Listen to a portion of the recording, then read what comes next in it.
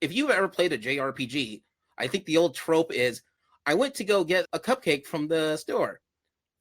By the time you're towards the end of the game, I'm punching out a deity. That's what's happening today, I guess. Goes to pick up sticks for the old man across the way. 5 minutes later, fighting God. Yeah. It just happens. It's true. We've all been there. Oh, man, not again. It's Going to the gas station, getting snacks. Might fight two gods on the way home. We'll see. Actually, in some video games, not only do that, you have a sequel, and you do the same thing again. You're like, oh, come on, man. Let's cue up that same meme, Dane. How many times do I have to teach you this lesson, old man?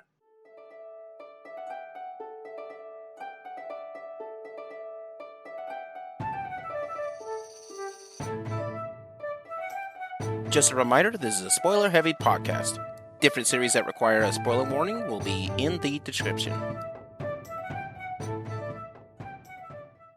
Hi, everybody, and welcome to another episode of Gaming Theater Podcast. Today's episode is going to be about an interesting topic, better known as the troubles with Canon Lockout. And we'll explain what Canon Lockout is as part of this episode. Now, before we get started, I'm going to introduce myself and others with our guests to help explain what Canon Lockout is and why it's kind of problematic. Now, to start us off, my name is Leo. I am the Geek Scorpio. I am your host for this evening. And over to my right is going to be... Yo, I'm Tomato Man. I do voices, I do video editing, and I show up on a podcast. That is true. That is what he's doing. Now, over to their right is going to be... Hi there, I'm your Fancy Focus charity host, WG Ashwood, and I'm here to talk about Canon Lockout with my friends. All right. And over to their right is going to be... Oh, wait, sorry. Wrong bit. Hi, my name is Dean Dane. I am a award-winning DM, or GM, whatever you want to call it, Twitch streamer and a content creator on Twitch and TikTok. You've also maybe heard my voice on other GTP podcasts. Oh, yeah. And that's true. Yeah, it is a fact that he does. With that being said, over there, right, is going to be... Hello, I'm Spice and Rose, your local art gremlin cryptid, here to hang out and talk about lore stuff. Oh, yeah. That's what we're here for more lore stuff, because that is very important to canon in this case. She's also an artist. Also an artist. I said art cryptid. But like an amazing artist. Like super good. Check her out. Like middling to fair, You alright? can Let's not find set her the expectations too high here, okay? Instagram and other places. Go check her out. Links in the description. What kind of cryptid are we talking? Are we like tiny and like actually gremlin-y, like, or are we like hulking and aggressive? I assume like some sort of like, there's two types of like rabbits in the wild. There's like the cute little cottontail and then the thing that knows too much. Yeah. Yeah, we're on Jackalope, know too much, but maybe the cute little button tail. Can't confirm or deny. You leave treats so it'll bring good luck, or you leave treats so it'll stay away? Yes. Depends on the treat. Ooh. Please comment below what you think treat gets what effect. All right. Now, that being said, before we get started, let's take a quick trip over to the Magical Merch booth.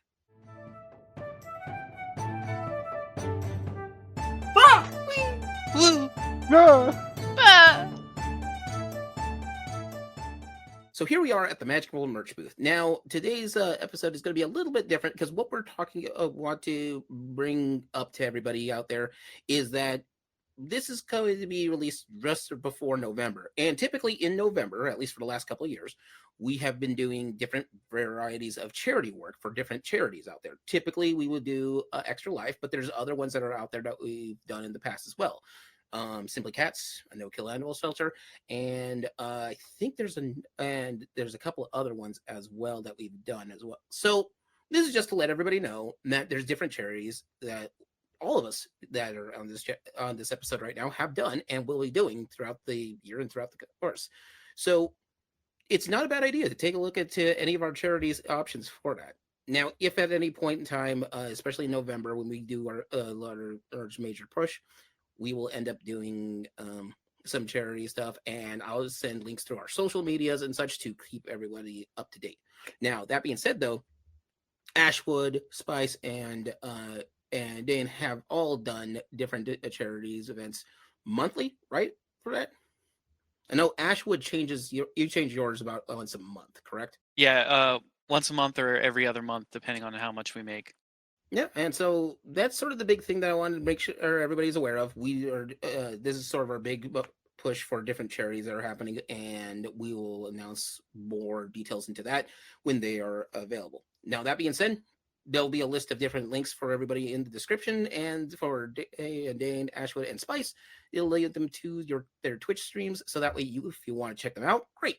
But also, they'll where their charity options are available and what charities are sponsoring that particular month. Yeah, and another thing, if charity work is something that interests you, feel free to get involved as well. These organizations are always looking for help. Time, money, both good things to donate, but also if you want to get involved, give it a shot, check it out, see if you like it. Yeah, I think that's about it for that as far as that subject goes. So yeah, keep an eye out. We'll be listing out some different charities throughout the month of November. That being said, let's get back to the show.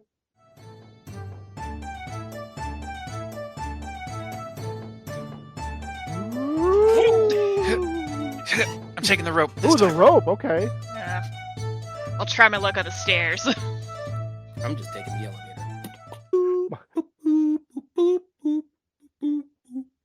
All right, so on today's episode, we're going to be talking about Canon Lockout. So let's kind of break that down and explain what that is. It's a simple description, but it also can get kind of complex depending on what kind of canon you're talking about. In short, what Canon in general is how we discuss the lore and the storytelling of a series. Doesn't matter if it's a book, movie, television, video game, whatever media. This is the lore, the stuff that happened during that whatever event that you're reading into or taking a look at, whatever story is happening on that. Now, what Canon Lockout is when you need to have so much of the story that simply hopping into the middle of the story is almost impossible to understand everything. In short, if you didn't read issue 1, issue 47 is not going to make any sense to you. Now, canon itself as a storytelling device lets you build and grow, and we see that in different storylines where something starts small and work their way up. If you've ever played a JRPG, I think the old trope is, I went to go get a cupcake from the store. By the time you're towards the end of the game, I'm punching out a deity. That's what's happening today, I guess. Goes to pick up sticks for the old man across the way. 5 minutes later, fighting God. Yeah. It just happens. It's true. We've all been there. Oh, man, not again. It's going to the gas station, getting snacks. Might fight 2 gods on the way home. We'll see. Actually, in some video games, not only do that, you have a sequel and you do the same thing again. You're like, oh, come on, man. Let's cue up that same meme, Dane. How many times do I have to teach you this lesson, old man? Gods historically don't learn their lessons very well. There's a reason there was a flood. That's why we have God of War. He helps them learn those lessons. He's there to prune the bush. Are you kidding me? But they learn a lesson in the end. They do. That lesson is don't mess with Kratos. So this is why we're talking about Canon Lockout. Now, luckily, for anybody who follows through or wants to check out all of the episodes of GTP, there is no straight canon that you have to follow. You can listen to all these podcast episodes in no particular order. In fact, I decided to I prefer it that way. Maybe it's a subject you're not interested in, and move on. But there will be other subjects that you may be interested in, and some that you would just go back over and over again. And I know I've done that. Those of you in the know, though, are obviously checking out the secret wiki that Leo doesn't know about. So I see you. Like the ongoing joke about Liz and Alan Wake. Yeah. That's a joke? That's just a reality. That's not a joke. That's true. That's just Liz. And to be honest, it's so real, we did a podcast episode about it. But Canon Lockout becomes a problem. If you want the biggest or one of the best examples of where Canon Lockout becomes a problem, in the late 90s, early 2000s, there was a show called Farscape that was on sci-fi. Farscape, interestingly enough, had a lower budget than what the other show was, but it was so prolific and the actors were doing so well in that, and it was such a banger. The hit show that they had at the time was Stargate SG-1. Two of the actors on there, Claudia Black, which is famous for doing for at least in the video game realm for being in Mass Effect and various other video game tie-ins and such, and Ben Browder, who has been on multiple sci-fi shows. Also, a fun fact with us with Stargate, a lot of their actors were given permission to write episodes for that series. So Ben Browder not only was starring in it, but also there's some episodes that he wrote to do forward to that. It's an amazing thing. And then Ben was super strong, and he did a thing that only Ben could do. Ben, what is this? And then Ben is going to write all future writers into the corner of making Ben superpowered. Actually, he's the least powerful character in the stories that he wrote, which is amazingly done. He's very humble about that. Why can't I think of his? You had to throw him off the trail, you know. You can't be too upfront about it. You gotta. Oh no, Ben sucks until season 3. It's like, I don't need to flex my power. I'm already writing this shit. I am a god. I'm trying to remember who plays Kratos in God of War right now. It's Christopher Judge. Christopher Judge. So Christopher Judge, who was in Stargate, played Teal'c. A lot of the lore that they have for the for Teal'c's people, they was written by Christopher Judge, and this is not the first time we'll see this in science fiction shows. The first big event for that, a lot of what we have as the canon for the Vulcans was inspired or written one way or another by Leonard Nimoy. Leonard Nimoy, yeah, by Leonard Nimoy. He actually, he's the whole reason why we have the Vulcan salute. Is Leonard Nimoy came up with that. That's cool. So the thing I want to bring up with this is that they love them so much. They gave him carte blanche to come in to come in as just characters for Stargate SG-1. They were fine with that because their show Farscape was getting canceled out. Now Farscape, the reason why it was getting canceled was because their canon was so thick and so specific, you could not hop into any of the newer seasons without knowing stuff from season 1 or season 2. And so that became problematic. How thick is it? Very thick. Like 3 C's. I once decided to get up, go to the kitchen to get something, came back, they have a whole new ship inside their ship. I don't know how this happened. There's a whole new starship. And I'm like, they're going to explain this later, right? I don't need to like go back to the beginning of this episode. They did not.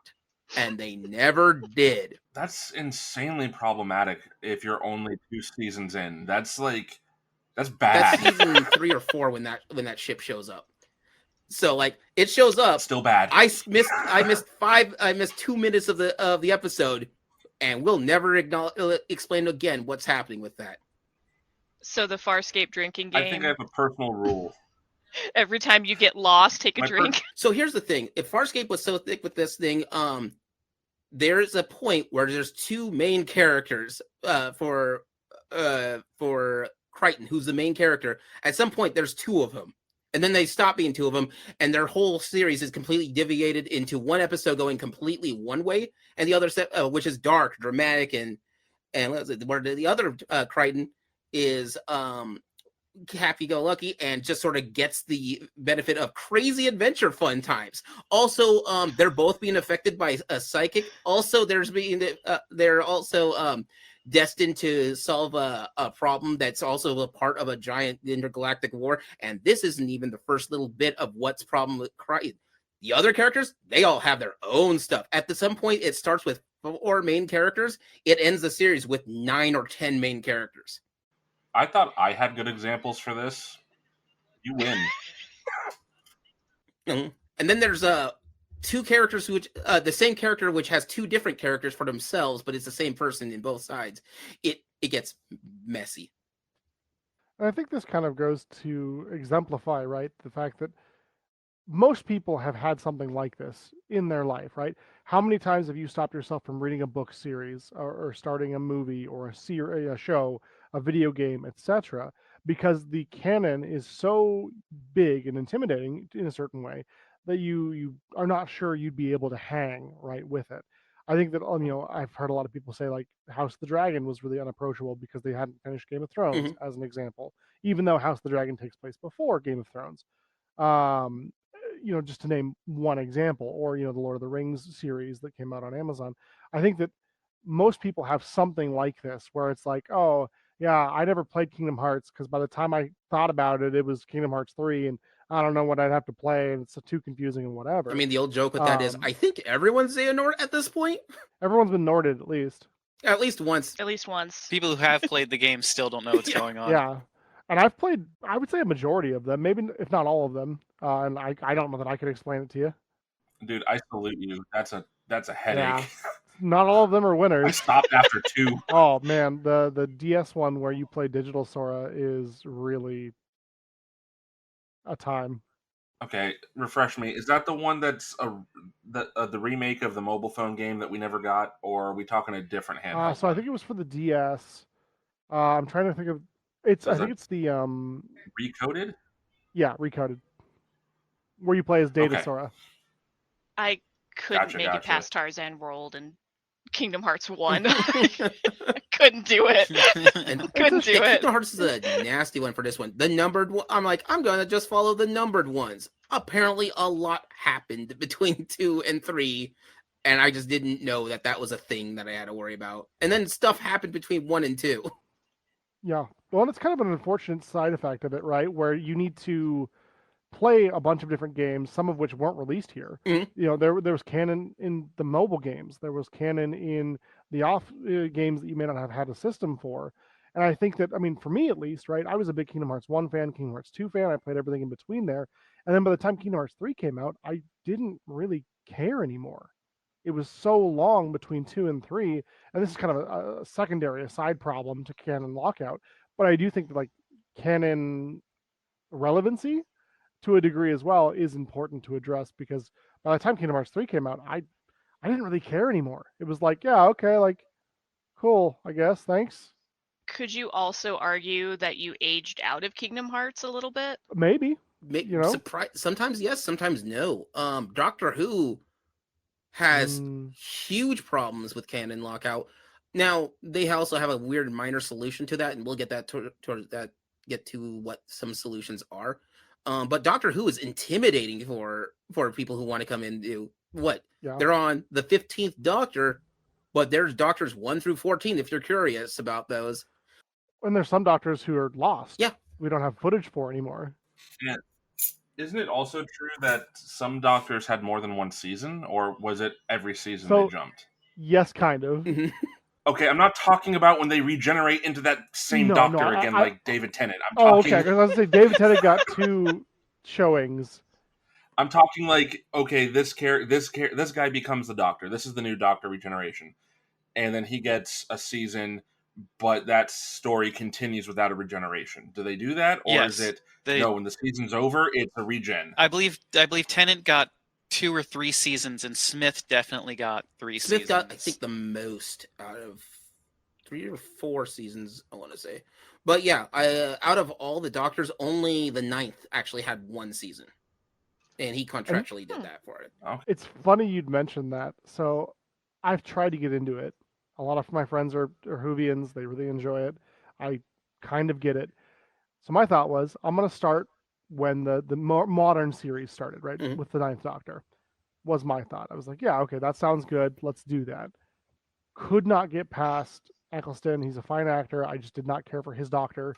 I got 4 episodes in, which is my rule. I give a show 4 episodes to kind of convince me to continue to watch. Mm-hmm. And if I don't reach that, then I bail. And I got to my 4th episode, and I was like, you know what? I'm good. And all my Whovian friends were like, oh, but like the 10th Doctor's so good, just start there. And it's like, that's not how it works, though. For me, I need to start as early as possible within reason, right? I wasn't going to go back to the old Doctors. I didn't care that much. Yeah. But the more recent restart of the modern Doctors, why wouldn't I start there? But the 9th Doctor for me was just unapproachable. Yeah. I mean, that was kind of the intention, at least, with the modern Doctor Who's, was like you don't have to know about the older seasons that got canceled. Like at that point, the idea was that if you did see those, then you could kind of, work your way into this one, but it wasn't necessary to start watching it now, kind of deal. But if the show goes on long enough, you're kind of walking yourself into that same hole. It's like with The Walking Dead. I mean, my God. And then all their spin-off shows on top of that, which are like interlacing. It's like, oh my God, yes, you're popular, but chill. Doctor Who had a unique thing. So, do you know what unit is in Doctor Who? The canine. I don't. Close, but that actually does come up. Shut up, Dane. What? No. I only know canine from the Magic the Gathering card from the Doctor Who set, to be honest. It's not that deep a cut, y'all. I'm not that cool. No, it's a cut. You cheated.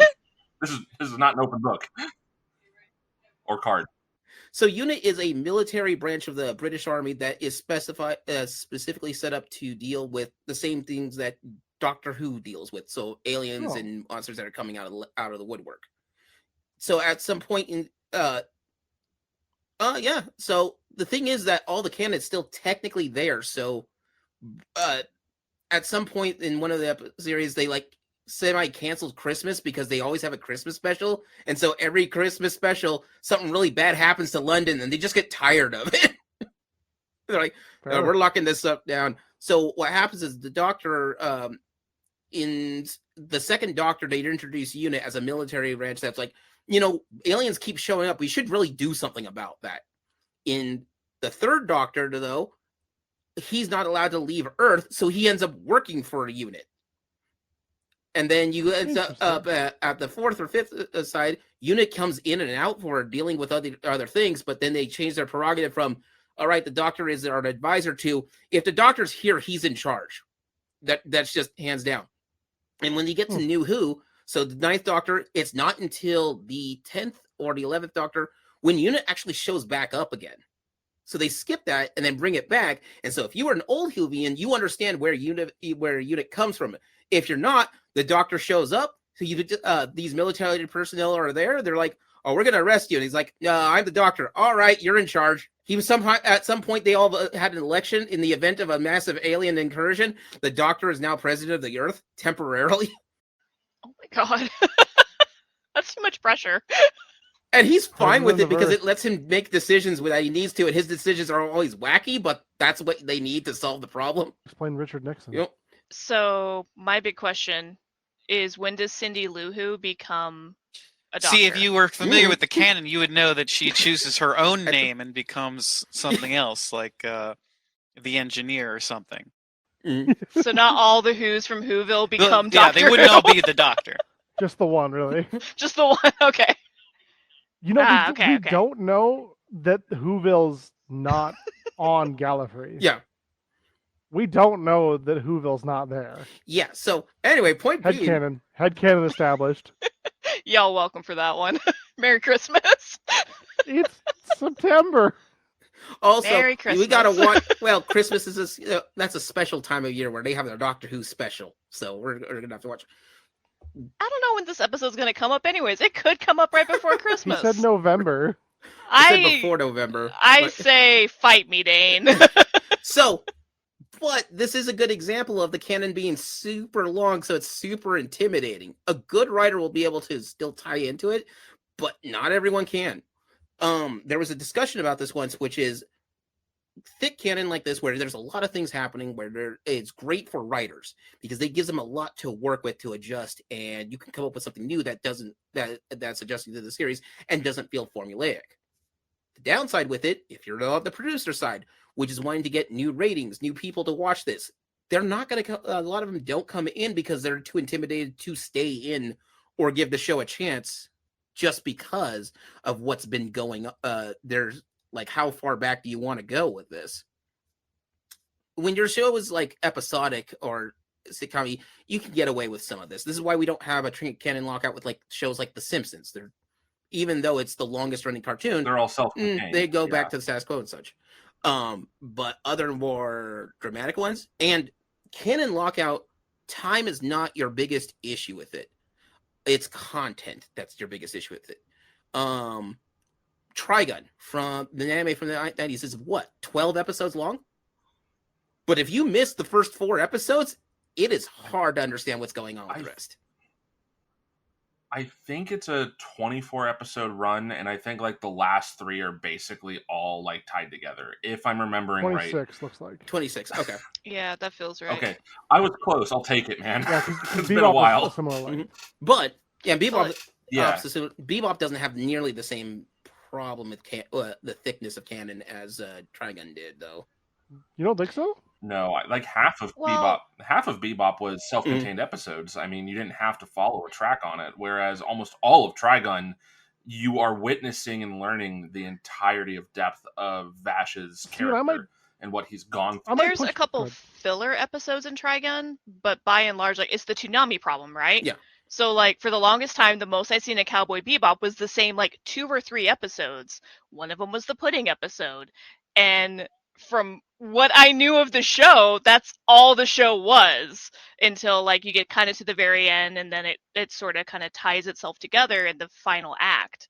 Whereas Trigun, there's sort of this middle act that you can kind of pop in and out, like Toonami style. But if you're not there for the start and the end, you have zero clue what's happening. See, and I think I might push back a little bit on both, in just the case that for Trigun, up until you get to the Gung Ho Gun gang, it's really not that connected. True. Sure, you're learning a bit about Vash. Sure, you're learning a bit like the humanoid typhoon. He's a goofy guy. Why is he worth $20 billion double dollars? That's crazy, right? There is that question. You meet Millie, you meet Meryl, you meet some key characters. Absolutely, no question there. But like up until you meet Elgato. I was just looking at my. I know the character you're talking about. Legato. I can't remember. Elgato Blue Summer. New canon. I was going to say, that's the dude with the blue hair, right? Yeah. Yeah. Or as I'm calling him, apparently Elgato. Thanks for sponsoring this stream, y'all. Sponsor us or else. This podcast is sponsored by Elgato Software. I mean, sponsor us or else. I'm just saying they could reach out. Yeah, but no, Legato Blue Summers. Up until he shows up, really, like, it is kind of just a goofy monster of the week, villain of the week. Oh, Vash rolls into town. Guess what? There's bandits. How's Vash going to get out of this mess? This bandit throws boomerangs.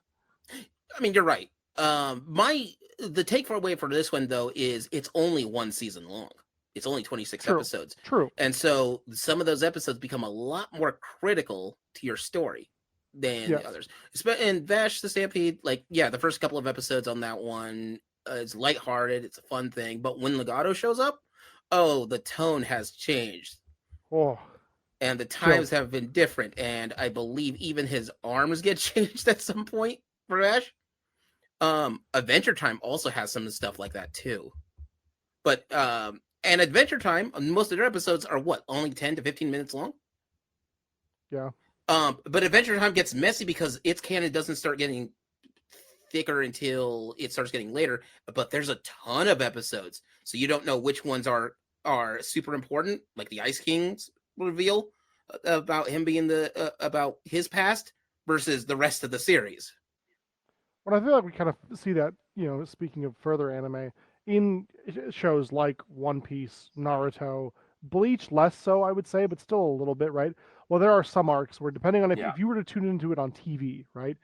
If a random episode of Naruto, it might be smack dab in the middle of the most amazing plot in the world, or they're rescuing a cat from a tree, and like you would have no idea if you hadn't seen Naruto before, being like, this is a show about ninjas who do odd jobs. That's crazy. Like, I would like to present to the board the difference between the 90s Sailor Moon anime and Sailor Moon Crystal. Because...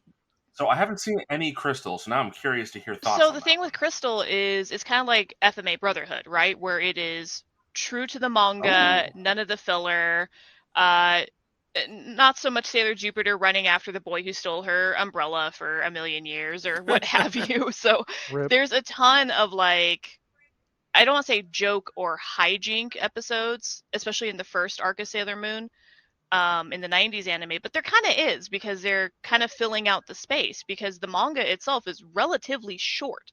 All of those seasons of Sailor Moon are contained, like, 12 volumes of manga in totality? It's insane.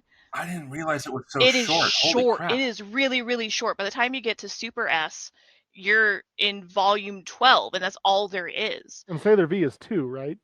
Sailor V is 2 standalone. Yeah. Tankobon, yeah, that's just 2 volumes. So Crystal is like, go, go, go, go, go, go, go, go, go. Like, grab your Red Bull, we're running, and we're not stopping until we reach the end of this path. Whereas the 90s one, like, you kind of have that similar problem where you could pop in and, oh my god, everything's gone to hell, Queen Beryl, we're here, people are dead, cool, we're screaming, what's happening? I don't know, but the colors are pretty. Or you could have a shopping episode. And those are the 2 types of 90s. Since it's a tokusatsu, right? Like, it makes sense that it would follow that formula, because Power Rangers does it too, where you've got, like, that's another maybe intimidating show for Canon Lockout. I've never really thought about that before. The first few seasons of Power Rangers, for sure. You know, but you've got... Well, and even now especially, because they've interlocked everything together so tightly, like, especially with the most recent You don't know about the Morphin Masters? Get out of here.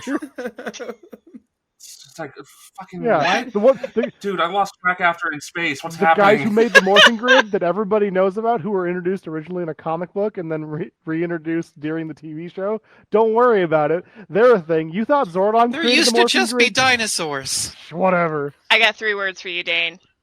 Yeah, I know, right? Well, which season? Which season of dinosaurs? And a feisty cat. Now there's 4 of them. Have you considered Power Rangers Hyperforce? Yeah. The TTRPG live play that became comic book canon, that became mobile game canon, which now sometimes kind of weaves its way in a little bit into the TV canon. I think there's an actual miniature set of them for the official board game. For the game, yeah, there is. I'm officially tapping out here with Power Rangers. I'm done. Tomato Man, the first of us to be locked out. Canon Lockout. I thought about maybe trying to pick some up again, but I'm like, nope, never mind. Just watch it for the vibes. You guys broke me. Yeah. He's done. Right. Where's the get, Leo, I'll send you some audio ticks later out of my library, just for you to get like... Yeah, when someone gets locked out.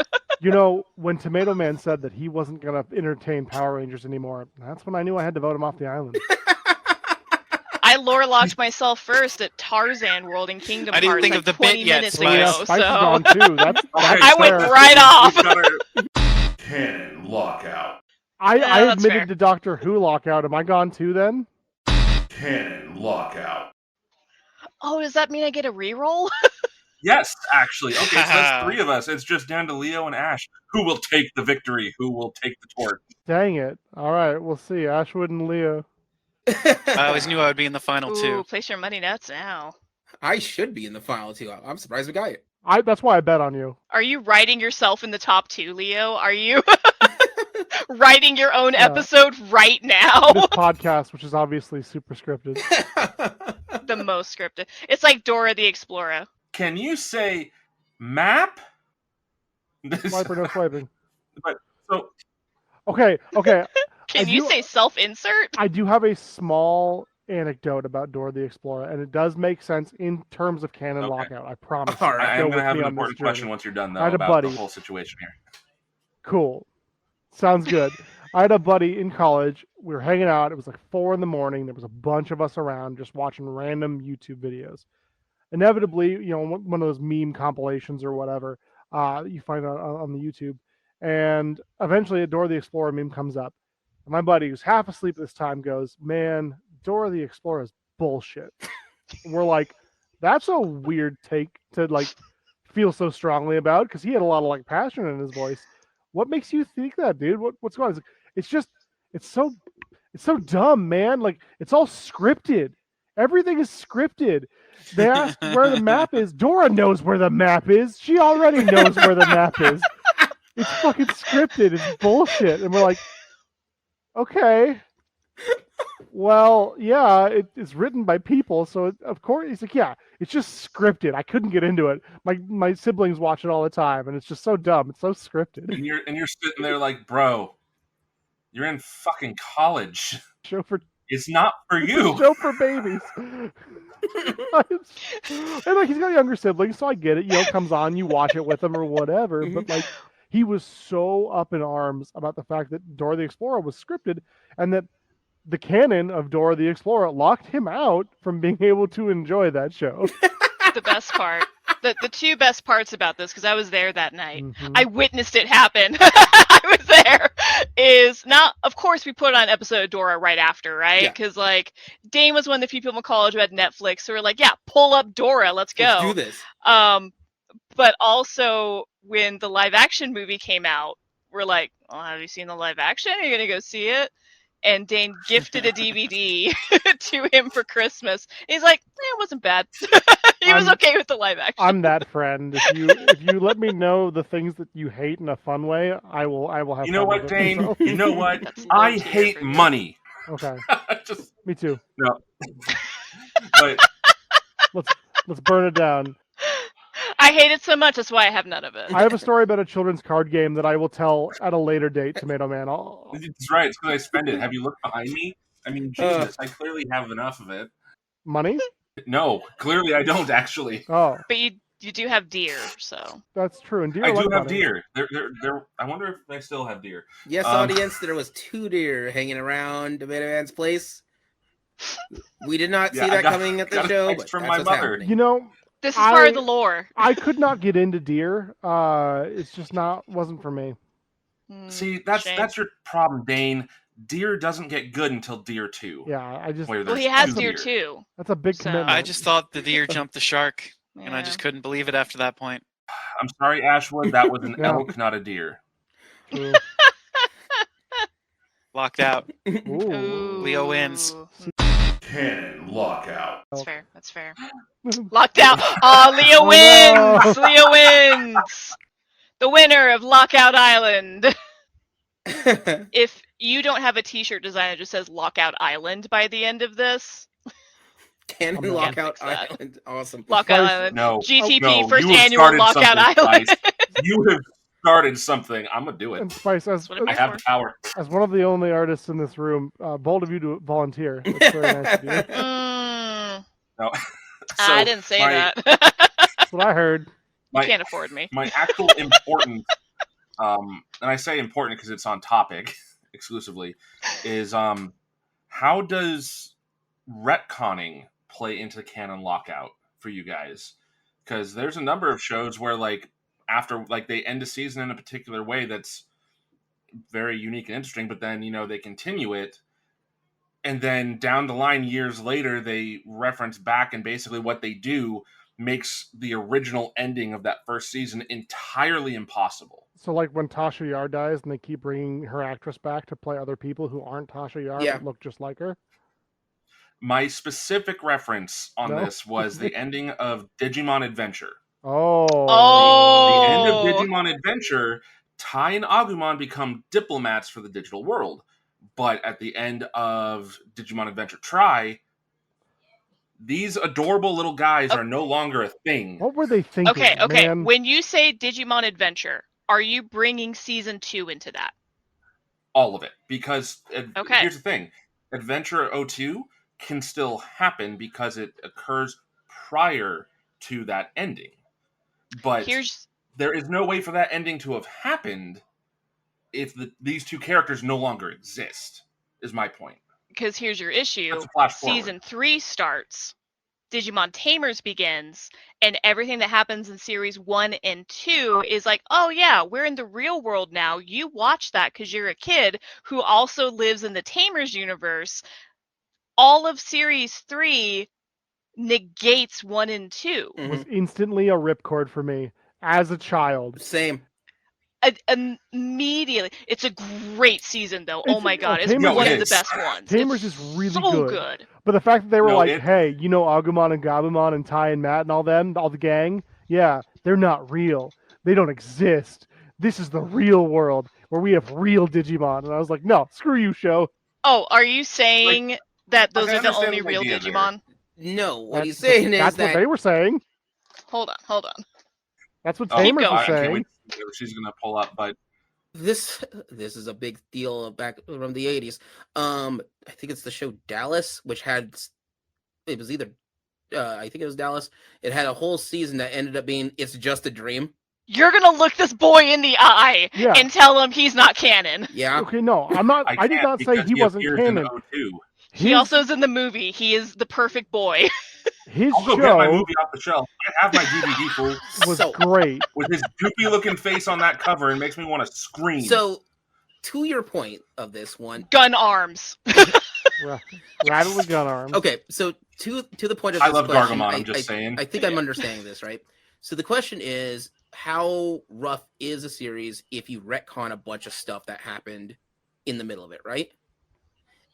And if you do it constantly too, because this is a weird thing where like the first 2 seasons are clearly a connection, even though they're following different characters. But every subsequent season is a whole new setup. So it depends And on the that's, series. like- So let me explain. Right. Some series are anthology based, which means that this doesn't really resetting the clock like American Horror Story, or is not out of the ordinary. But it is something that you expect coming in. If you expect it coming in, that becomes a little different. Other things that handle a retcon for it, and I'll get to another episode about reboots and retcons at some point, but DuckTales, the new version of it versus its original 80s. However, they do touch on what happens in the original ones because in that series, Darkwing Duck is considered a television show of that. But the setup It's for it in universe. bit. But the setup for that is done so well that when they get to the point where this comes up as an episode, it's one of my favorite episodes of all time. I was gonna say it's one of my favorite concepts that they've done for that show because that kind of gives them an out to not have to do Darkwing Duck as a separate rebooted series, but it also gives them the option to do it if they really want to, and it would still work in and out of context. It depends on how how retconning it is handled. Comics do this retcons all the time.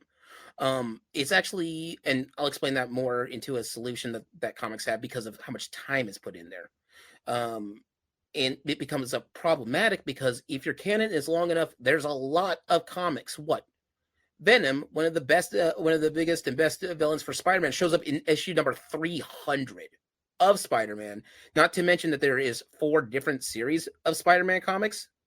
Because you have Spider-Man, the Spectacular Spider-Man, and then you have 2 other Spider-Man. And then what do you do when you realize that the multiverse is canon to Spider-Man specifically? Because there's a Spider-Verse. Yeah, you are actively canon locking everybody once you start doing shit like that, because then it's impossible to keep track. Are you? So the reason why I believe so. No, it sounds more intimidating than it is. So what they'll do a solution of some sort, or some kind of reboot or retcon or some event in order to correct that or to change it around. It's all in how you handle it. If we didn't have the reboots that we had for DC specifically, we would still have 3 different Supermen running around, all perfectly fine from different angles. Damn it, Barry. And then sometimes you just need it because it's bloated, and we'll get to that in a bit. So, to your answer to that question, depends on how they handle it. I have kind of another example to bounce off of that. Mhm. Have you guys ever been locked out of a canon at the end of a property or a media? So as an example, right, the final season of Scrubs, which I purport doesn't exist, Mhm. and also the final season of Stargate SG-1, which I also don't really think exists, just because you see a lot of actors churn, right, in these 2 series. Yeah. At the very end, they replace them with perfectly fine actors. No hate to the people who came in afterwards, to try to continue on the legacy, right? But like season 8, I think it is, of Scrubs is just not the same. And that's okay that it's not the same, but was not good for me as an example. So I kind of felt like that portion of the canon I omit because it doesn't fit with like when I envision Scrubs, I envision a very specific set of characters and cast, etc. Even if some of those casts do rotate over the years. Similar with the Digimon thing, right? Digimon Tri, as we mentioned previously, came out, and their canon I reject because it's ridiculous on the heels of everything else that happens in Digimon. I'm gonna have to go with it was what got me falling out of the Power Rangers series because it kept rebooting itself, but it's also still canon, but also not canon.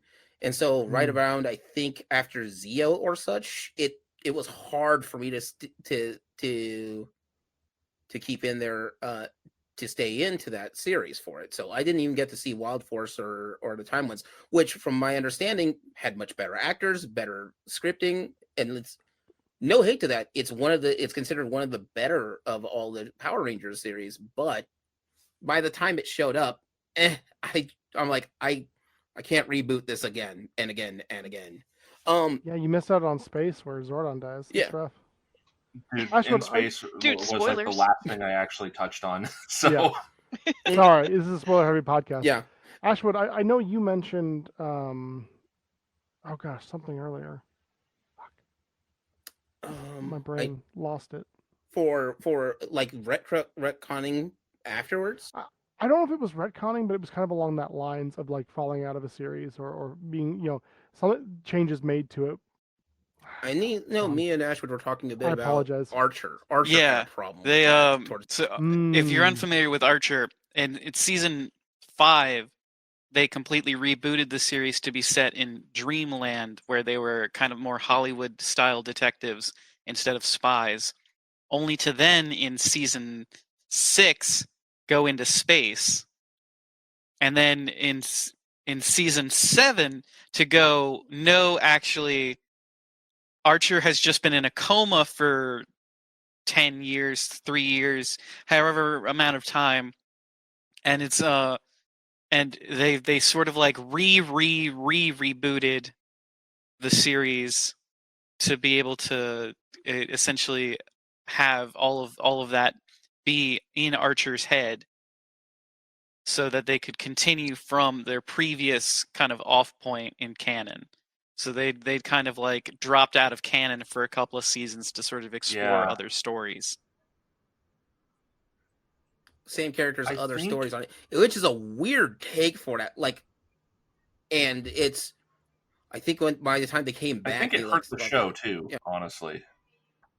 Because I know exactly what you're talking about, Ashwood. Because I was honestly, I was religiously watching Archer for a while because that was, without a doubt, probably the best incredible show on television for a while. It was so witty. Oh my god, yeah. Oh no. Too bad one of the writers is a raging drunk. He's there's a story with one of the Game Grumps who actually got to meet one of the writers at a con, and the dude was drunk, and he just said, "I'm gonna kick you in the dick," and he's like, "What did you just say to me?" And then he just reeled back and punched him in the nuts. It's like, what just happened? Whoa. But yeah. But no, you're 100% right, actually, because I didn't think I had an example of a show locking out its viewers by doing that hard shift like that. But then when you started saying Archer, I just like, holy shit, that's right. They did like 4 seasons that were, because they did the Archer Noir, they did the like the would-be Sky Captain set, the adventure. They did the Alien set, and then they did the Survivor. No, I think the Survivor one was the part of they did like 3 or 4 of them, yeah. And it made it really, really hard to like kind of stay invested with these characters because the only consistent was Archer's personality, right? And there were so many relationship dynamics that you like had developed over the 4 or 5 seasons leading into the like Dreamland split, and you like wanted them to continue those relationships, only for them to kind of get really squashed or sort of more played with and hinted at, as opposed to actually being fully fleshed out. And so they had completely just blocked out their own viewers because you had all of this canon that you were essentially buying into, and then oops, nope, we're gonna completely rewrite the show. Yeah, so that's rough. Now, what we've been talking about here has been things that lock out canon, and that's an important thing because how long do you want to stick in with this series when that happens with that? Book series are even worse for that because it's more of a time commitment for that. Well, and so many of them are designed to be exactly that. Is like they're so like, oh, a brand new book comes out. It's book 1 of blah blah series, and then it's like 1 of question mark, and it's like, oh, it's going to be one of these things. where they write 12 of them. What is it? It's on Tom Clancy's novels. There's Ryan, the Jack Ryan. Oh, Jack Ryan. But Jack Ryan's in like 30 different. He does a lot of stuff, and that's that analyst man. He's gone places. Yeah. And from my understanding, the storyline for it is Jack Ryan. Each book is something that he's doing, and he's like, "How do you have the time to sleep with all of these adventures happening at once?" He doesn't. But they're all canonic too.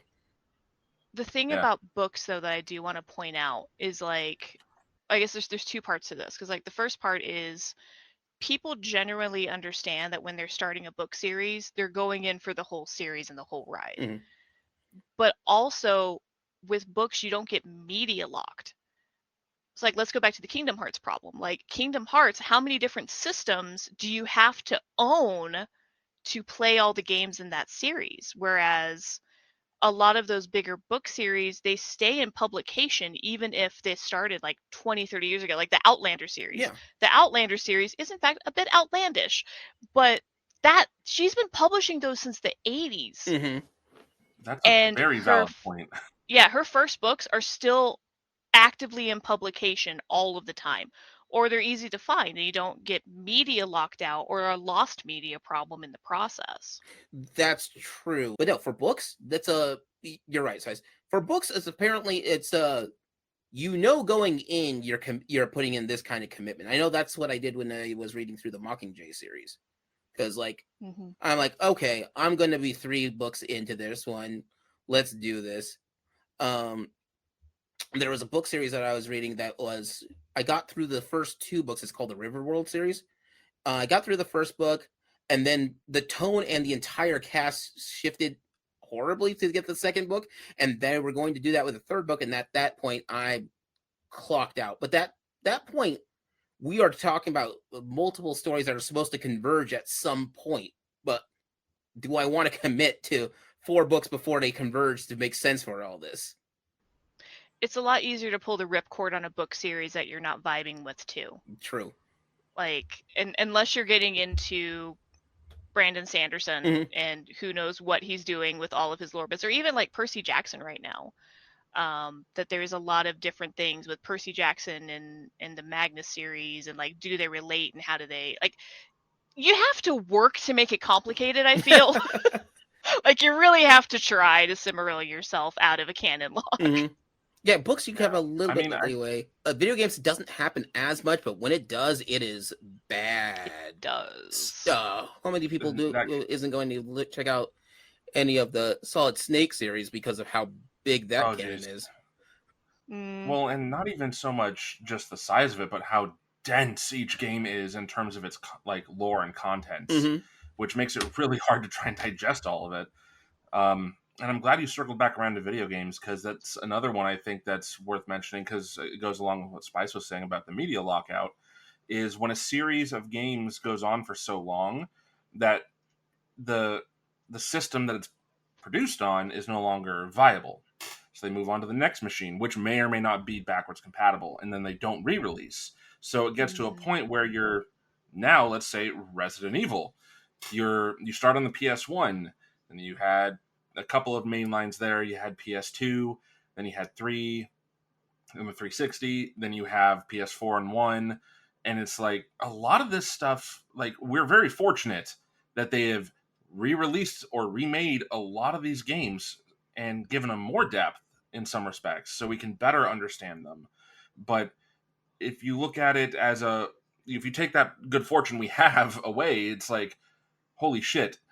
Jump into Resident Evil 6, for example, is a prime example of canon lockout, I think. Because, Jesus, they rely on you to have played, like, RE1, RE4, RE5, like, and explicitly, because they do. RE1, like, and 2. And 2, yeah. Basically, everything but because 3. Sherry is a key character. Because of how their characters are. Because Jill's not in the game. But it's like, that's like the thing, It's, you're really, really creating a problem when you make a dense story in a singular game that ties in so many from different generations. It makes it hard for new players to want to even attempt to understand what's happening. But yeah, Spice point, depending on the medium, it's easier or harder to pull a ripcord on that one. Podcast storylines and such, so not us, which is more informational, but ones that are just a continual storyline, especially TTRPG storylines that are on there, some of those can get really thick, and you may have to listen to 20, 30 episodes. And I remember that was my problem when I started listening to Adventure Zone. It was, apparently it, from what I'm told, doesn't get good until episode 5 or 6, but that is each of those episodes are 3+ hours long. It is a long commitment. Have you heard of our friend Critical Role? Got 5 hours? That's too much time, man. Yeah, I was about to imagine telling someone you have to watch 121 episodes of Campaign 1 Critical Role, and then it's a 4-hour episode every episode. So you just dropped 400 hours of content. All right, Ashwood, drop us a stream that we need to watch of yours. But yeah, seriously, let's do it. Which one would be a good one for the us to original binge God watch of for you? War playthrough, I think, would be like the best way to enter my canon. Elden Ring. Oh, the Elden Ring? You want Elden Ring? That's my Okay. I'm biased. That's 120 episodes. Yeah. Okay, look. There's only 30 God of War. Sure. Those who watch God of War will understand what Ashwood Audio is about. But those who watch Elden Ring will know what Ashwood Audio is about. Dude, yeah, no, Dane's right. Dane's right. So, the final boss of Elden Ring, right before you got on a plane, was one of the better streams I've ever seen.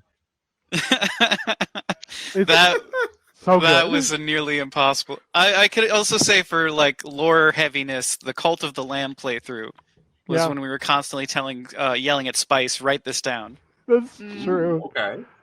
That's how I got like 5 of my titles, was the Cult of the Lamb play. Take this note. Okay, so write that down. Just before we Van Wildering That's what I'm there for. So just before we move on to the wrap this up, I want to go through a couple things. So what we're talking about with Canon Lockout is here's where some of the problems lie in: the length of the series, such as Doctor Who, Stargate, Star Trek, a lot of those ones which have 10+ seasons, or the series of books like Percy Jackson is 14 books plus on top of that. And that's not including just the stuff that's in the Greek mythology, all the other ones that pop up. There's sometimes the canon is very, very specific. Farscape has that, where even though it's 4 seasons long, if you miss an episode and a half, you have to redo the whole thing. Babylon 5 had a problem with that too. No, if you go into season 1, don't get attached to the main character. He is gone by season 2. He'll be back in season 4, though, which makes it even more confusing for something that happens in the background of the storyline for season 3 and 2 when they talk about it. There's a reason when you find out why it's called Babylon 5. Is it because there's 5 seasons? The short answer is because there was 4 of these Babylons beforehand, and the quick answer to that one is blown up by terrorists, blown up by a different set of terrorists, exploded, gone, just disappeared like the Bermuda Triangle, just disappeared. But don't worry, you'll see that back again because it's 1,000 years in the past. I just thought of something. The 5th one that stayed up. They got it right the 5th time. This is slightly circling back to what Ashwood was just talking about with Critical Role. I am a firm proponent. I love Campaign 1. It's my main series. I like it better than 2 and 3. Not that 2 and 3 are bad. They're all excellent. I love all of my children, but number 1 is my favorite. But I am a firm proponent that just go watch the Amazon series. Mm-hmm. Yeah. Don't Yeah. like as awesome as the TTRPG is, and it is. I think that 4-hour episode, 4-hour timestamp an episode is a big area of entry, a barrier to entry. God, if I can speak. But I do think that like a 30-minute animated series, while maybe doesn't have as much, nitty gritty and amazingness and world building, they do a very good job and are very faithful because they're making it, right? It's the same people making it. It is truncated. It is more digestible. So I think that there is something to be said, right, for watching a recap or for watching a smaller, more digestible version of the media you're trying to consume. Oh, yeah. If the media you're trying to consume is too big for what you were looking for. Yeah, I think that's right. There's two other subjects as far as this that we briefly touched on, but I want to point them out. One of them is when your series has jumped the shark. The series quality takes a dive. Archer was one of them like that. What is it? Well, I started regularly watching Naruto back in the day, and then I quit because it was a whole season of filler. I'm like, I just can't keep up with this filler. Is there an important part of stuff that happens? You probably, but You're weak. That's fair. No, I'm like, I get it, man. Filler's hard. I'm one of those weirdos who likes filler. Mm-hmm. A little filler, I'm fine with. A season long of filler. Ugh. Okay, I'm gonna get some hate for this, maybe for you Bleach fans out there, but I love the Bount arc in Bleach. I love the Bount arc. Get at me in the comments. Tell me why I'm wrong. Another one like Supernatural. Supernatural did it for me. Yeah. Season 5, amazing. Season 6, what were you thinking? As soon as they went into like God versus the Devil, like the first season of that was really good. Mm-hmm. And then like the next 17 seasons of that, I was like, we get it. We understand. Move on. They jumped the shark. They jumped the demon shark. They jumped the Leviathan. Yeah, oh my God, like they're just running out of mouths to jump over. I remember they can keep jumping. Spoiler for episode 47 of Supernatural, but there's no That's just season 2. Yeah, season 47 is what I meant. I said there you go. Season 47 of Supernatural. There's a scene where I think it's one of the angels, maybe Lucifer. It may have been Lucifer. Walks into a meeting of all the other gods, of a bunch of different gods. Odin is there, and a bunch of the pantheon, Greek gods, Roman gods, all the gods. Mm-hmm. They're all having a meeting and being like, "What are we gonna do? Heaven and hell are fighting again." And Lucifer walks in and just smokes all of them. He just takes them all to town. Snap of his finger, easiest thing he's ever done. And I remember being like, "Okay, like sure, I get he's powerful in this universe. That's fine. I can have that, but like to just smoke a whole room, I don't know, man. A little much. Like Kratos can't even do that. Come on." Oh, what is it? But yeah, so like sometimes they just jump the shark, and since the quality takes a dive and such of what you're going with, you want to stick with this canon anymore, and then the canon becomes kind of messy after that. The Monster of the Week episodes of that show are the better. Mm-hmm. Yeah, absolutely. Yeah, they're so good. And the Scooby-Doo episode, but I'm biased, so. No, that's solid. I'll be honest, I waited. I stuck once I heard Scooby-Doo was coming in, I backtracked my episodes. I'm not missing out with this for nothing. It's so good. It's so good. It's so good. And then the last one I want to bump into is the status quo changing. No, the status quo staying the same. This was a real problem with a lot of different slice of life animes and things in the 90s, especially. Ranma 1/2 was one I hard quit on that at some point. Like, sitting there going, okay, let me get this straight. These guys are back again. Ranma's still not going to get married. Akane still doesn't want to get married, but they're engaged, and that's the crux of your show. We're on episode 47. Do something with it. Just kiss already. Another show, which is one I stuck through the whole thing for it because I'm a sucker for it. It's Burn Notice. Burn Notice was fantastic. It was such a good show. It's a fantastic show, but like by the end of early on after I think season 2 or 3, I'm like, okay, Michael is once again not going to leave Miami, and he's never getting reinstated. He's never getting unburned ever. He's staying in Miami forever. And stuff happens.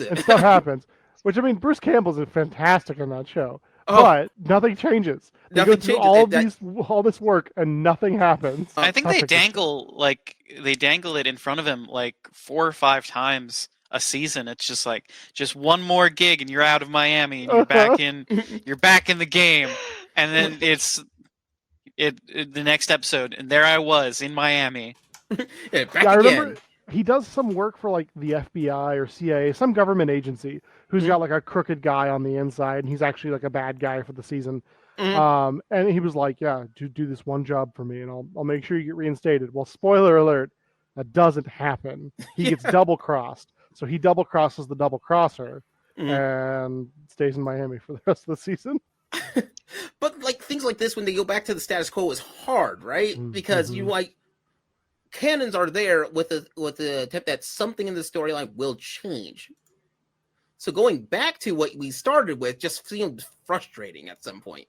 So I have an example of a franchise who has committed all of these lore lock sins, yet somehow found their way through.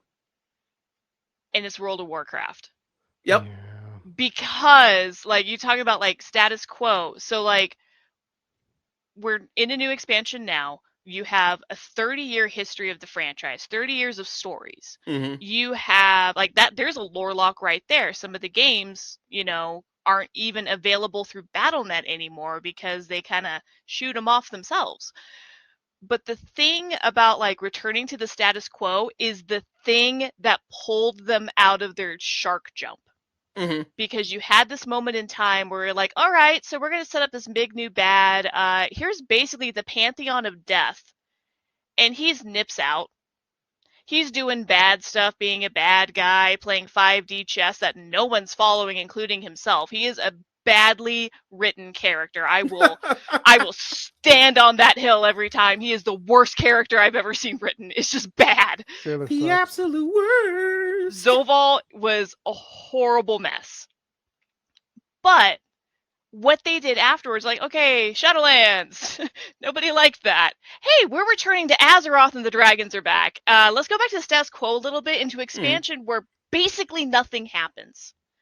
Like, Dragonflight is a setup arc. Dragonflight is like your second part in a trilogy kind of setup, right? Like, things are happening, but like, really, you're just running around, flying with dragons, learning to fly. It's cool. You're doing fuck all, and it's great. I am doing nothing, and this is fantastic. It's fantastic. But what they silently did underneath that is, we're not gonna go too deep in the weeds on this, I promise. They did a subtle retcon of their canon that they've had for the past 15 years. Ooh. And what they did, so you have, like, you don't just have a video game franchise problem. You have a book franchise problem because they publish all these supplemental books to go along to explain what's happening in game. Yeah. They have now said, oh, all these books that you've been reading for the past 20 years, well, that's just this one side's perspective. This cosmology is just this one side's perspective. These literal lore books we publish for the 15th anniversary, oh yeah, it's only done from this one side's perspective.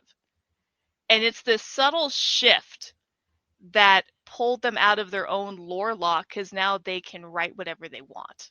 And, like, you talk about all the problems with lore lockout, they are there, and somehow they pulled it out. Somehow we wrangled it up together, and but it was going back to status quo.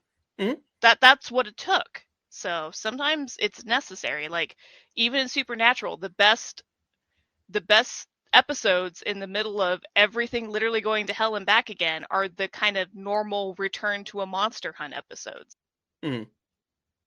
Oh yeah, sometimes you need it. But going to and sometimes it's the detriment. You really sorted your case by case. Actually, that brings me up to the sort of the last part I wanted to bring up, which is the exceptions to the rule. Sort of where you solve or how you can solve some of these canon lockout problems. And there's a few examples. If you want one of the earliest and best examples of trying to hold off your canon lockout, Stan Lee set that up in Marvel when he first became a major writer on there. And when he first started Fantastic Four and Spider-Man, it's nicknamed as the Stan Lee rule. So Stan Lee had a philosophy about comics, which was every comic has a chance of being somebody's first comic. That's so what he put in there, which surprisingly nobody thought about doing that. In the beginning of each of the comics, there's usually especially some of the major comics, there'll be a blurb explaining who the superhero is, who's the main character. And then a blurb explaining what's the storyline going on right now. It is a small thing, but it makes a huge difference. The reason why that's important is that that's one of the reasons that comics can survive as long as they can with very deep stories, because there's at least something to hold on to explain that. And Stanley put that in on the basis of, this could be somebody's first and you'll never know who it is, so be careful with that one, which is weird, which is why you can get a comic book now, even though we all know who Spider-Man is. We're talking about Spider-Man's storyline hasn't changed much or origin doesn't change much for like 60 years. However, they always keep that blurb on there in case somebody new is coming into the fold. And that's Stanley putting that into his philosophy for it, and Marvel just stuck with it. And a lot of comics, independent comic, DC, other independent comics, they follow with, because it's very helpful. A comic series I collect up until the end of its first run, and then my favorite comic ever, which is the Special Army of Darkness crossover, is Hack Slash. There's a lot of canon that happens in Hack Slash, except for the second trade because of whatever. But there's a lot of canon that's in there, and so they always explain who the two main leads are, so you have a feel of what they're going at with this. So that's a way you can do that. You can help prevent some of it. Another way that you can do that is Parks and Rec is a good example of this. When you do a quick retcon, if you can catch it before it really goes downhill. So Parks and Rec's first season, to a lot of Parks and Rec fans, you just take it, put it in a little box, and throw that away, and you can just move on. There's a character in there, Dan Banowitz, I think is his name, which is basically unimportant through a lot of the storylines that are happening at that point. But they saw the writing on the wall that this is just not going to click with the storylines that they had, and rearranged all these characters slightly and adjusted so that way, starting in season 2, so they had a big fresh start. So they just sort of ignored that particular season and moved on with it. But if you can catch it early enough, you can retool your story or such before they move forward. Another one that's kind of an interesting one is what Star Trek's solution to this problem is. Star Trek has a lot of canon, and a lot of stuff in its original series is still canon to today for other episodes, and they keep coming back to it over and over again. One of my favorite episodes is in Deep Space Nine, when they actually time travel back to the Star Trek, the original series, and they green screened a lot of it so that way they could have their characters from here dealing with stuff from the original series and getting yelled at by Kirk for one particular scene. And it was hilarious because Miles O'Brien is there and he's like, yes, sir. Yes, sir. I'll never do that again. All right. They're all dismissed. And he's like, Captain Kirk yelled at me. It's amazing. And they're just super giddy about that. And I love it because they're being interviewed by this time bureau who keeps tracks of, messing with time. And the reason why they actually have a time bureau is because back in STO, back in the Star Trek's the original run, Spock figures out how to do time travel. He has a formula to make sure it works. And so everybody knows there is a way to do time travel if you can follow this formula exactly, if you are in a very particular situation. Got a slingshot around the sun, I believe, to go save the whales? Yep. You got a slingshot to build enough speed so that way you can go past warp 10, but without going, but also not deviating from your course, or else you'll overshoot yourself. So that's canon from the 60s, and that's been used as a trope. People can go in and out of time travel nowadays, and all of that canon's still solid. So what you do with that is that they bring in little Easter eggs, enough of an Easter egg that point out that this is a logical thing that will happen in their story, not enough to derail the entirety of the show. Like that DS9 episode I'm talking about, it doesn't matter that they know how to do time travel. It matters that they can do time travel, which is just a fun excuse to have them talk to Captain Kirk. Which I believe at the end of the episode, they stole something from the original Enterprise just as a funsies keepsake, which from what I understand from the Time Bureau, they're like, I can't believe you did that. You could ruin time. Well, wouldn't you have done it? Yeah. Yeah, there's a question. If you could travel through time, what keepsake would you steal? You want to steal something not important enough for it to make major changes. I can't be trusted. Yeah. All of the Library of Alexandria. That's a Leo answer if I've ever heard one. Do not. He's right. I'd do it. Do not give me a time machine. What would you steal first, Oh Dane? my god, so much. What wouldn't I steal? Why would I limit myself to one thing? I have a time machine. Mm-hmm. True. You can just go back in time and change your mind every time. Like, and it wouldn't even be like important things necessarily. There would be some important things for sure, but like Nobunaga's third favorite dagger. Yeah. Why Doesn't is matter. third? He's got 2 others. Why not? Because you can go so much higher. I mean, I don't need to. How? I can take it all. I can take it all. I can go back in time and high five myself as I'm taking a different dagger. No, I've seen Time Cop. You can't do that. But I've seen Just in Time, so I think it checks out. Well, no, because in Time Cop with Jean-Claude Van Damme, that would cause you to implode on yourself because you can't exist in the same space twice. I mean, at the same moment of time. but I wouldn't be in the same space. Yes, It'd it be would. like 2 different spaces. That's the argument. I don't. You can't interact. That's not the same space. You hold that for a He's- time travel episode. He's in which front is of me, already and I'm in messy. front. I'm also in front of me. We're not in the same space. We're just near each other. Look, I trust it because Jean-Claude does the splits over a countertop, so... You know, that's fair. That's a convincing argument. Yeah, Also, yeah. Tomato Man, it's if they exist simultaneously in the same spot at the Yeah. same time. They Yeah. can both exist at the same time. I know, it's weird because it's kind of like a catch-22 in that movie anyway, because you Oh, yeah. are displacing each other, so you are not in the same space. Why can't you do that? I'm gonna poke you. You can't stop me. But what if Jet Li's the one is actually what's correct, and I have to fight myself to absorb my own power? I mean, yeah, who knows? That could be right. Yeah, don't give me a time machine. I'll steal everything. Yeah. So every time you lose something in life that you thought was mundane and you've misplaced it, it's actually Dane time traveling and stealing your stuff. It's just I steal your being buttons! douche. Are you kidding me? That's a hilarious brick joke in Bill and Ted's Excellent Adventure. Oh, Your that socks? Dane. It starts with, Ted, did you steal my keys? No, I didn't steal my keys. Gets to the end of almost the end of the movie. How are we going to get these guys out of the jail? Well, I could do that if I had my dad's keys, but he lost it 2 days ago. Hey, we have a time machine. We can just go back in time and go steal those keys. Oh, my dad's right. I did steal my That's keys. right. That's awesome. It's what Socrates would have wanted. So, is Canon Lockout a bad thing? Yes and no. It really sort of depends on how you see it, because to those who stay in, the canon is it can be amazing.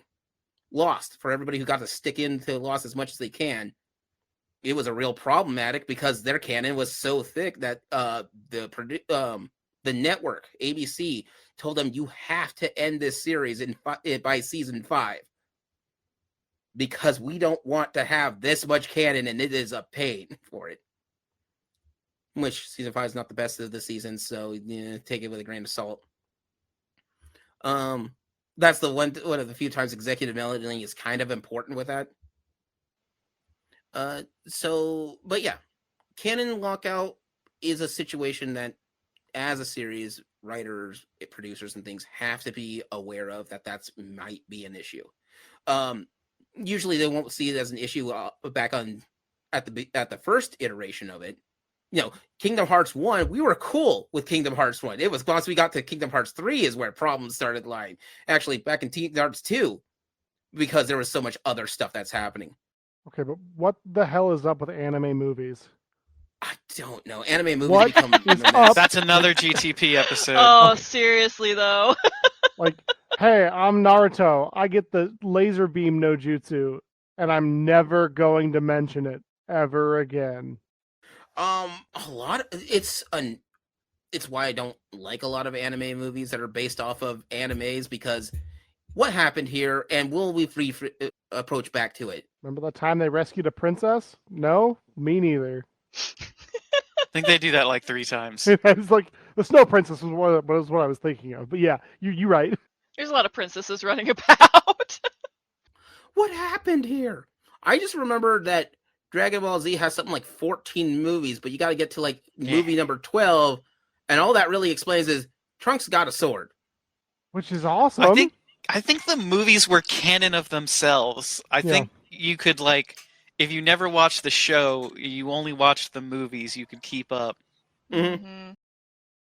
That happens a lot with shonen anime movies, because like My Hero did that too, where it's like, yeah, this is only canon to itself, but as far as the rest of it, it just never happened, I guess. Remember that time Bakugo and Midoriya combined their powers? No? That's fair. You mean when they both had they shared the quirk and then gave it back, so they were splitting the power for a while, and then they burnt it all out? It was awesome. It was really cool. It was really cool. But do you remember that? Nah. You know what the worst part is about that, though? Because of the way One for All works, that means he should have the Nitro stuff now. But he doesn't, and he won't. Yep. Yeah. Nope. And that's why the movie's not canon. Yep. Not that Candace has anything to say about it. There were children crying behind me and my friends because they're like, Izuku doesn't have his quirk anymore, but how's he going to be #1 hero? And it's like, damn, the kids have bought in. Oh, I love that. They're in trouble. That gives me hope for the future, weirdly. Baby's first anime. They're in trouble. You know what? Okay. But like, that is a moment. Like we were any different in Pokemon the movie 2000 when Ash got turned to stone, okay? Like we were any different. How dare you quote the Dark Time Stain? How dare you misquote the movie? That was Pokemon the first movie, sir. 2000 was Lugia. It was, yeah. It was the Lugia one, yeah. Shit, you're right. Yep. You're right. Fake Pokemon nerd rolling into GTP. It's okay, because it's already been confirmed that he's a Gabumon stan and is a Digimon fan. Respect. Yeah, of course I'm a Gabumon stan. Gotta get on my level. Get on my level, guys. They become astronauts, okay? What do you want from me? Gun rabbit! For the audio listeners, Spice is holding up a Terriermon. Smart. A life-size Terriermon. Grumpy about it. It might even be bigger than life-size, in all honesty. He might be life-size. I don't know. I never checked. He looks a little wider than because life-size. You have inferior choices of Digimon isn't our problem. Hey! Words hurt. Yeah, I know. You called me a fake nerd 2 seconds ago. I know words hurt. And that's canon. Oh, God. That is so good. Really good. Oh, man. The real winner of this episode was Ashwood all along. Lining up a shot, and there it is. Let's see here. I think that's all I have for this particular episode of the Canon Lockout situation that's out there. And then again, this doesn't mean your series are bad. A lot of these are actually really, really good series, and very dear to our hearts. And very dear to our hearts. Yeah. I stuck in with. I recognize Burn Notice is not doing well. Season 4 and Season 5. I stuck in until the end, and I knew it. Just because it's bad doesn't mean I'm going to stop watching. If I'm already invested, don't let the canon lock you out of what you love. Exactly. Yeah. True canon was the friends we made along the way. It is something to recognize, because if someone is asking me, do you want to? What's a really good science fiction show that I could watch? I would say hands down, Farscape. Amazing. And they're like, oh, should I watch it? I go, hold on for a second. You asked if you could, not if you should. Very different. Yeah, there's stipulations. Just make sure, which is why I have that on DVD, because I know I'm going to have to go back to a lot of these. And there's a movie afterwards. There's stuff that happens. And so it's always great to introduce people with new shows and new series. But sometimes if the canon is really badly locked out, like Scrubs, somebody told me once, hey, you can just watch it and start it from Season 3. I'm with Dane. No, we're back at 1 and we start from there. You gotta start with Season 1 for Scrubs. You got to. That way when you get to Season 7, the final season, you understand. 7, the final season. No. 8 is the final season. 9 is the one we don't talk about. Oh shit, you're right. Okay, when you get to Season 8, the final season.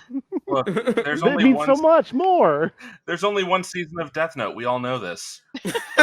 Death Note is a thing on that one. The tone of that show changes so hard. Initially, Gurren Lagann was the same way for me. After episode 9, it stopped being the same show, and then I had to go back to it, and then it was amazing. But initially, there's a twist that happens, and I was like, nope, no, There's thank you. Episode for you, tonal shifts. Yeah, Mid-series tonal shifts. Oh yeah, that would be a great suit. So I'll talk about that one later because that's a little different than what we did talk about for tone shifts, which was Cerebus syndrome. But Cerebus syndrome is a little different because it starts lighthearted and then goes to dark side. This is a record scratch, basically. You're wondering how I got here. Yep, sort of situation. Wasn't Cerberus syndrome the one where like we gave you 45 extra minutes of extras later to publish? Yes. It didn't have anything to do with the show, but I did edit it out, but I still kept it. And those who are, I'll be posting that one into a Patreon or something later on that for those who want to check out all of our bloopers on it, because that falls under that category. That's the real canon of GTP. Just trying to give you content, Leo. Thanks. The cutting room floor, the real canon. I wouldn't go that far. According to the real canon, I hate handhelds. Oh. Yeah, prove me wrong, Leo. Yeah, no, like, she's got you there. Where's my handheld episode? It's coming up in a couple of weeks or so. Where's my handheld episode? Those in the know that Leo hates handhelds. That's a fact. I am getting you your handheld episode, sir. And we'll see if you show up on that one. Oh, I'll be there. Oh. And I'll be lurking in the background. It's just going to be Leo to 4 empty podiums. Does anyone have any rebuttals? No, I don't hear any. Okay, I guess that's just it then. Just a picture of like a Game Boy and a PSP. Anyway, Neo Geo. Well, Neo Geo's a console. Wasn't they have a handheld Yeah, as they have well? Neo Geo Pocket and Pocket Color. No, but he doesn't But he doesn't recognize. He doesn't know handheld. But he doesn't recognize that. You know what? Wonder Swan, bitches. Hey. Anyway, before I close out, does anybody have anything else to say about Canon Lockout on this? If you've skipped ahead to this side of this episode, you have not been Canon locked out. We try our best on this one. I would like to know what Chat's favorite or least favorite Canon Lockout was. What locks you out, Chat? Let me know. Yeah, how would I want to put that? What is an episode or a series or something that you wholeheartedly have trouble recommending because its canon can be locked out really easily? For me, it was Farscape. Amazing show, but I'm giving you a warning when I get to that point. And it could be books, video games, whatever. I don't care. What's it? Handheld games.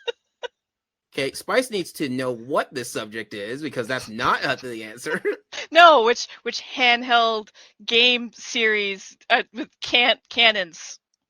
Nailed it. Very good, Spice. Advanced Wars, obviously. Oh, God.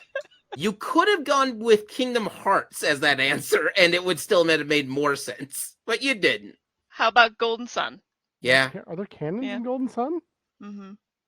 Golden Sun is handheld only. Are there cannons in Golden Sun? Technically. One of the Digimon has at least one cannon attack. Once again, canon the storyline, not canon the canon. What's your favorite canon? My favorite canon, it's this gigantic cannon that was used by Suleiman to help take on the Crusades. But that's not important to this story. Gotta be the Harkonnen cannon, because bitches love cannons. If you know, you know. Wait. I'll take mine back. I'll take the Yamato cannon from StarCraft. That thing does some. That thing makes me feel good. You know what? I'm gonna be weird uber nerd here because I just sent Dane a gif of it. My favorite cannon is the Supreme Cannon. All right, yeah. Ashwood, what cannon do you enjoy? I like the cannon that comes out of Mecha Garurumon's mouth when they That's the Supreme Cannon! Fused into Omnimon. Yeah. Yep. If I have to pick one Digimon, it is Gabumon and his line. If I can pick one Digimon that's actually two, Omnimon is my favorite Digimon because he's the best. Dude, yes, I don't care that they renamed him in America to Omnimon from Omegamon, but Omega. Yeah. Who's a fake nerd now, Tomato Man? I'm stumbling on my words because I don't have the good tongue. Same though. Okay. Yeah, But for agreed. realies though, when we talk about canon, it's important to know which ones that you think would essentially you want to make sure that you have a good balance of easy enough to get somebody new into there, but not so but specific enough that it's interesting to stay into there. Like if you were to ask me to go back into Bleach and ask me to go back into there from season 1, you kind of have to give me a warning about about where this canon is gonna derail. Had I known Naruto would get back to its canon at some point, I probably wouldn't have quit it when I was a kid. Watch the Bout arc; it's real good. That's not Naruto. No, it's Bleach. It's Bleach. It's literally the arc after the first one. It's the second arc of the show, where it's basically filler, but I love it. Yep. I think but yeah, if you were trying to ask me which canon of a series is the roughest to deal with, I'm gonna go with Farscape myself. What about you, Ashwin? The roughest canon to deal with, probably. Come back to me. I'm gonna alley-oop this to Spice. Beans. Why would you do that to me? I would say Warcraft, honestly. I can't imagine being a brand new player being dumped into the game and franchise with no context. That is a rough one. Yeah. That's an MMO problem, too. Yeah. With MMOs, because their content is all over the place. And is constantly getting pumped out. Yeah. Or retconned as they go, since they streamlined the story of 14 in the base game because it was taking too long for people to get to the later game dungeons. So who you want to bounce it to? Let's give it to Tomato Man. I'm going to go with one we started off with, basically. Kingdom Hearts, dude. Even though they've made all of those games accessible on PS4, literally all of them, even if it's just the stories, no. It's too much. Look, I stand by, if the creator can't keep track of his own shit, then maybe it's time to stop. That is true. Just gotta dig deep. And he's digging deep onto YouTube for the deep dives because he don't know what's happening anymore. Ouch. You know what that story should have been? Simple and clean. Hey! Heyo! Segue. There he goes. All right, who you bouncing it to? Let's go, Dane. I think I'm the only person left. That's why. No, we still got Ashwood. We're giving him time to mull. Shit. Yeah, Ashwood gets all the time in the world. He's the guest. Special treatment. That is fair. That is fair. That answer better be. For me, I think it's a two-way tie. Magic the Gathering's lore makes no. Oh Jesus! Fair. Okay. Oh my God, I hate you. And like, I play the card game. I play Commander. I play Magic the Gathering. I have played since like 3rd edition, maybe 2nd edition. It's been a long time. I've been in the game a long time, and I could not tell you the ins and outs. It's too much for me. Tomato Man is melting on screen. I'm a so lore mad guy. that you said that, because you're welcome. They stopped actually doing the books and including them in fat packs. Like, yep, it's not fat packs anymore either. They're bundles. I know. So it's like, you guys made this impossible now, because now you have all those. Oh, the flavor text. It's from the books. Well, not anymore. It's not. So what the hell's happening? You don't want to go read an article in 7 parts that comes out every other week? I was down when they included books. I was. Me too. And I tried. Like, I tried to keep up with it as best I could at that point. The other one is League of Legends. So, for those of you who may not know, I used to belong to a local group who ran League of Legends tournaments here locally in my area. I shoutcasted for them, and I was the lore guy. I was the person responsible. This is around the time where Arcade Hecarim was coming out. So long time ago. But I was in charge of like keeping up on the lore and understanding the lore and being able to like tell people about the lore of League of Legends. You were the lore guardian. And they changed that lore like every couple of months, it'd be like, no, this character's not related to this character anymore, and these two characters are just dudes now, and it's fine. And like these characters you thought were kind of dating, but they're not dating anymore, but now they're dating again. So it's just this whole thing, and it's impossible to keep up with for me anymore. There used to be League of Legends was a rough one because Karma from League of Legends had their lore rearranged. So Karma is an interesting case in game design because Karma could potentially be one of the more powerful characters, but it was so complicated to use that they completely changed out Karma's moveset, and then completely changed out Karma's lore entirely to go fit the moveset. Yeah, a lot of the times when they rework a character, they also rework the lore. I don't know why. And they patched the game like, imagine getting a new patch. Well, your story has to be changed because of this patch. I don't need to imagine, Leo. I've lived that. I've been there. I've lived that hell. There is one character in there whose lore is technically there's a list of enemies for particular characters, and there's one character who's one of the enemies is themselves because he's crazy. I can't remember the dude's name, but he's nuts. Best way case I could get it, drunk redneck knight. And he just sounds insane. But yeah, that lore for League of Legends, you're on your own. I'm out. Yep. All right. Ashwood, what about you? Okay, it's got to be One Piece for me. No disrespect to it. No disrespect to Oda. It's an incredibly enthralling story with but every single part of it is important. I wouldn't want to be trapped in a corner at a party with this guy because it takes him 1,000 freaking chapters to tell a story, and I can't. It's too much. I don't have enough time.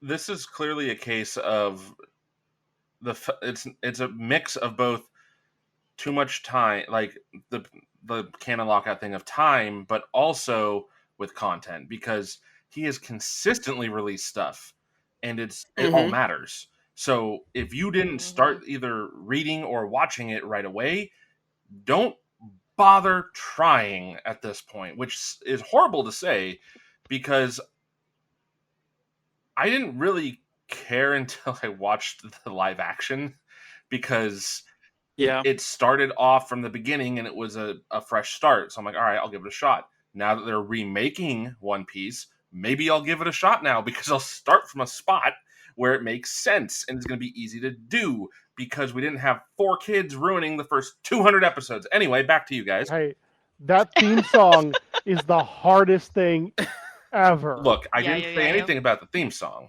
I'm just saying, 4 Kids got a lot wrong, but they got one thing very right. And it was their opening track. Look forward to a future episode. Yes.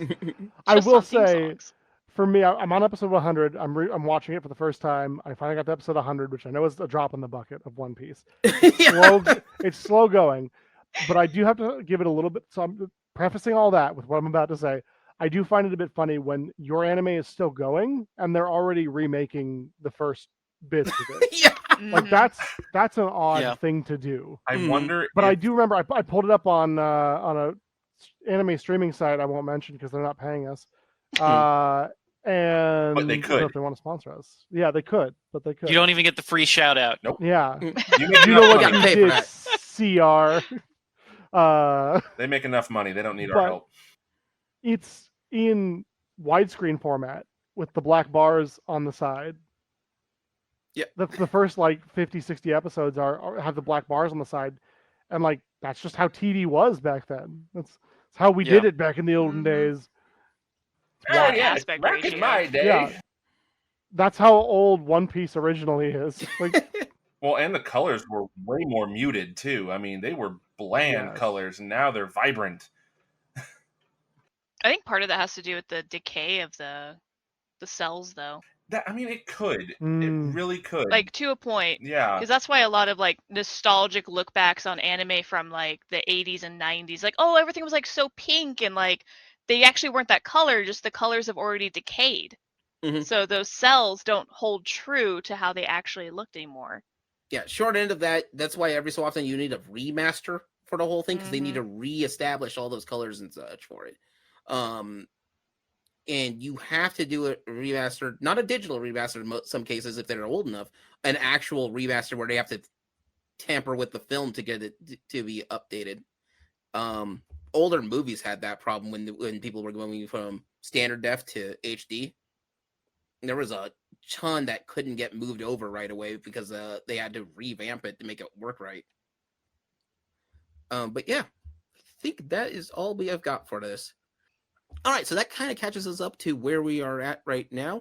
Again, Canon Lockouts are a thing that you just got to keep an eye out, but it's not a bad thing necessarily. Some people actually prefer shows with a Canon Lockout.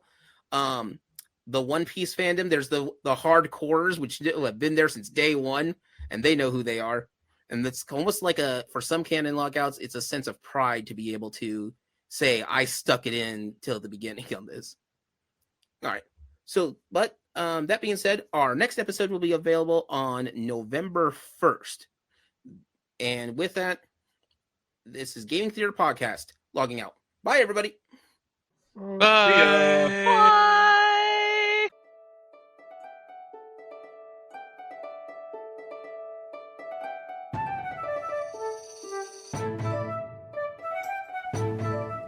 Gaming Theater Podcast is hosted, created, produced, and edited by Leo Garcia, the Geek Scorpio. Our music is A Drinking Game. Stock media provided by Stormwave Audio /Pond5. Our cover art is by Adam Parker. You can find him at ParkerGFX on Twitter. If you want to send us some money to help with these episodes, you can do so at patreon.com/gamingtheaterpresents. Want to send support that doesn't hit your wallet? Please leave a review with wherever you hear your podcasts and share our podcast with your friends. It really helps out. Thank you for listening.